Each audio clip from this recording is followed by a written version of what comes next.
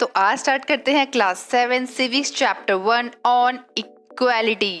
एक बार मैं अपनी फ्रेंड के साथ कैफे में कॉफी पी रही थी, तो मैंने उससे बोला कि हमारे इंडिया में कितना अच्छा है ना कि जो कॉन्स्टिट्यूशन है और उसमें कितनी अच्छी अच्छी बातें लिखी हुई है, जैसे कि सबके लिए इक्वल होता है लॉ, यानी कि जो कानून है वो सबके लिए बराबर है और किसी के साथ कैसा भी भेदभाव नहीं किया जाएगा, चाहे वो किसी भी कास्ट का हो, चाहे उसने कहीं भी जन्म लिया हो, चाहे वो किसी भी रिलीजन का हो। और सभी पर्सन्स को फ्रीडम है कि वो कहीं भी जा सकते हैं, जैसे कि प्लेग्राउंड में, होटल में, शॉप में, मार्केट में, कहीं भी जा सकते हैं। लेकिन और कंट्रीज में ऐसा नहीं है।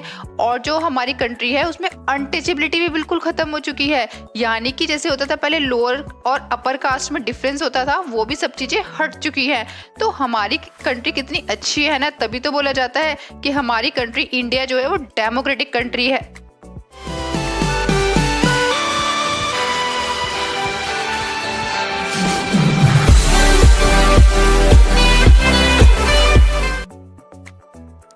इस चैप्टर में एक स्टोरी दी हुई है, तो मैं आज आपको एक स्टोरी सुनाने वाली हूँ जिससे कि आपको ये पूरा चैप्टर बहुत अच्छे से समझ आने वाला है।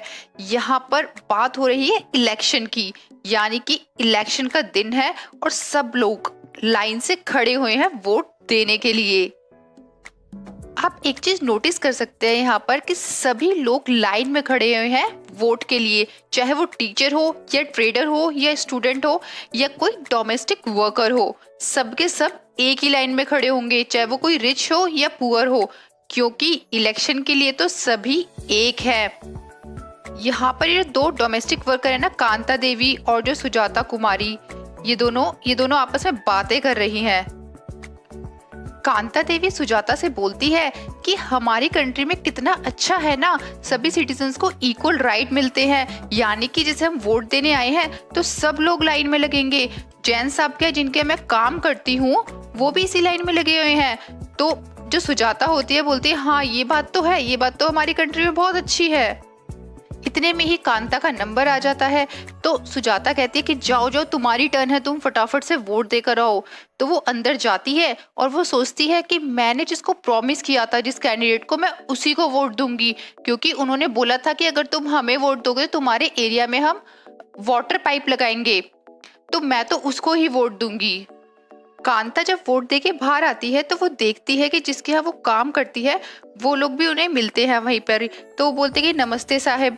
तो वो जो पर्सन है वो कहते हैं कि हाँ चलो बाद में काम पे आना, तब मिलेंगे।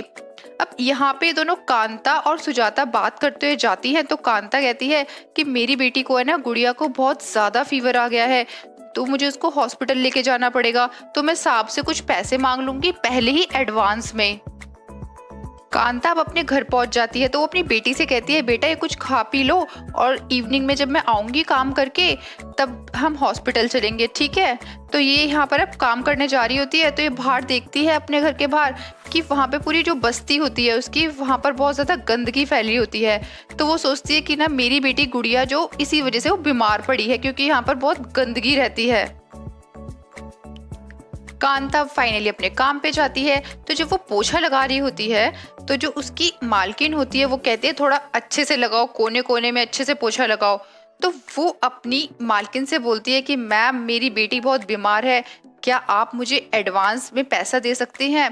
तो वो बोलते हैं अच्छा ठीक है ले लो इस बार, लेकिन हर बार के लिए इस चीज को आदत मत बना लेना कि हर बार तुम्हें एडवांस चाहिए, ऐसा नहीं चलेगा, ठीक है।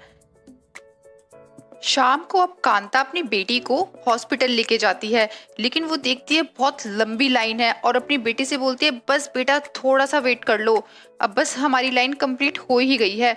फिर वो सोचती है लाइन में खड़े खड़े कि जैन मैडम, यानी कि जिनके यहाँ मैं काम करती हूँ वोट के लिए, वो तो मेरी मतलब साथ में लाइन में खड़े थे, लेकिन जब उनके बच्चे बीमार होते होंगे तो क्या उन्हें भी लाइन में खड़ा होना पड़ता होगा। लेकिन ऐसा नहीं है, वो तो प्राइवेट हॉस्पिटल में दिखा लेते होंगे क्योंकि उनके पास तो पैसा है, और हम बेचारे गरीबों को लाइन में खड़ा होना पड़ता है। अब हमारी कंट्री में इक्वल राइट क्यों है, यानी कि सबको अगर वोट देना है तो सबको एक ही लाइन में खड़ा होना पड़ेगा, क्योंकि हमारी जो कंट्री है वो डेमोक्रेटिक कंट्री है और डेमोक्रेटिक कंट्री में सबको इक्वल माना जाता है, चाहे वो कितना भी रिच हो, चाहे वो कितना भी पुअर हो, सबको इक्वली ट्रीट किया जाता है। और हमने क्लास 6 में भी पढ़ा था डेमोक्रेसी के बारे में। इक्वल राइट टू वोट, सभी को इक्वल राइट है वोट देने का। यही एक डेमोक्रेटिक कंट्री बोलती है। जब जो भी डेमोक्रेटिक कंट्री होगी ना, वहां पर सबको इक्वली राइट मिलता है और वहां पर किसी के साथ कोई भी भेदभाव नहीं किया जाता है, चाहे कोई भी किसी रिलीजन का हो, चाहे एडल्ट हो, कोई भी हो, या किसी की कितनी भी एजुकेशन हो, कोई फर्क नहीं पड़ता। किसी की कोई भी कास्ट हो, कोई भी फर्क नहीं पड़ता। कोई रिच है या पुअर है, उससे भी कोई फर्क नहीं पड़ता। सबको वोट देने का अधिकार होता है। और ये बहुत इंपॉर्टेंट है, यूनिवर्सल एडल्ट फ्रेंचाइज, इसकी डेफिनेशन भी आ सकती है। इसका मतलब होता है कोई भी पर्सन जो 18 ईयर के अबव है, यानी कि 18 साल से ज्यादा एज का है, उसको पूरा राइट है वोट देने का। तो इसे बोलते हैं हम यूनिवर्सल एडल्ट फ्रेंचाइज।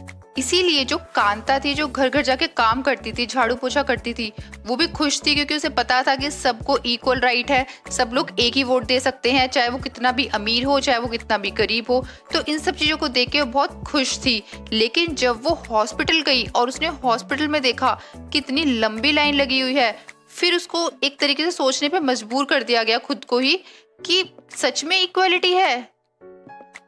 क्योंकि कांता सोचने लगी कि हम लोग तो स्लम में रहते हैं, यानी कि झुग्गी झोपड़ी वाले एरिया में रहते हैं, और यहाँ पे हमेशा गंदा पानी, आसपास के एरिया में गंदा पानी रहता है बहुत ज़्यादा, जिसकी वजह से बच्चे भी बीमार हो जाते हैं। और हम एक भी छुट्टी भी नहीं ले सकते हैं अपने काम से, और हमें पैसा लेना पड़ता है। अगर हमें अपने बच्चे को दिखाना है, हॉस्पिटल ले जाना है, तो हमें अपने जहाँ पर हम काम करते हैं उन लोगों से पैसा लेना पड़ता है, एम्प्लॉयर से, तब जाके हम डॉक्टर के पास जा पाते हैं। और डॉक्टर के पास भी जाते हैं तो गवर्नमेंट हॉस्पिटल में इतनी लंबी लाइन होती है कि सुबह से लेकर उनको शाम हो जाती है हॉस्पिटल के अंदर ही। तो ऐसा तो रिच पीपल के साथ नहीं है, वो तो अपना प्राइवेट हॉस्पिटल में दिखाते हैं, उनके पास तो बहुत सारा पैसा होता है। तो क्या सच में इक्वालिटी है? कांता को ये बात मतलब मजबूर कर देती है सोचने के लिए कि सच में इक्वालिटी, अगर इक्वालिटी होता तो वो लोग और हम लोग एक साथ ही तो रहते, जैसे वो लोग रह रहे हैं वैसे ही हम लोग रहते। Other kinds of equality.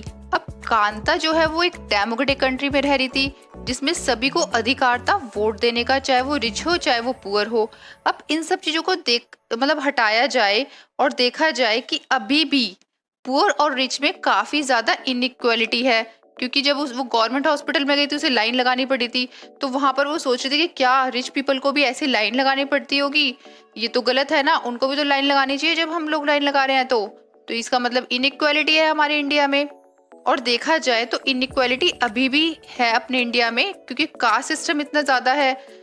जैसे कि रूरल एरिया में, यानी कि जो गांव वाला एरिया होता है ना, वहां पर एक कास्ट सिस्टम बहुत ज्यादा है आज भी। लेकिन अर्बन एरिया में, जो सिटी वाला एरिया है, वहां पर इतना ज्यादा नहीं है, लोग इतना नहीं मानते हैं कास्ट वगैरह को। हमारी कंट्री में लोग बोलते तो है कि हम लोग बिलीव नहीं करते हैं कास्ट सिस्टम में, हम तो सबको इक्वली मानते हैं। लेकिन देखा जाए मैट्रिमोनियल साइट्स वगैरह होती हैं जहाँ पे शादियाँ होती हैं, तो वो लोग अपने कास्ट में ही शादी करना चाहते हैं। तो फिर भैया कास्ट में क्यों शादी करना चाहते हो? आप इंटरकास्ट शादी भी तो कर सकते हो। अगर आप कास्ट सिस्टम मानते ही नहीं हो तो मैट्रिमोनियल चीजों में क्यों आप बिलीव करते हो? जैसे यहाँ पर आपको एग्जाम्पल भी दिया गया है, जैसे कि तमिल ब्राह्मण है। अब इनको जो लड़की चाहिए जिससे शादी करनी है, वो भी तमिल ब्राह्मण होनी चाहिए। तो यहाँ पर काफी सारे ऐसे एडवर्टीजमेंट बताए गए हैं जो कि प्रूफ है कि आज भी हमारी कंट्री में कास्ट को लेके बहुत ज्यादा लोग डिस्क्रिमिनेशन यानी कि भेदभाव करते हैं। यहाँ पर एक स्टोरी बताई गई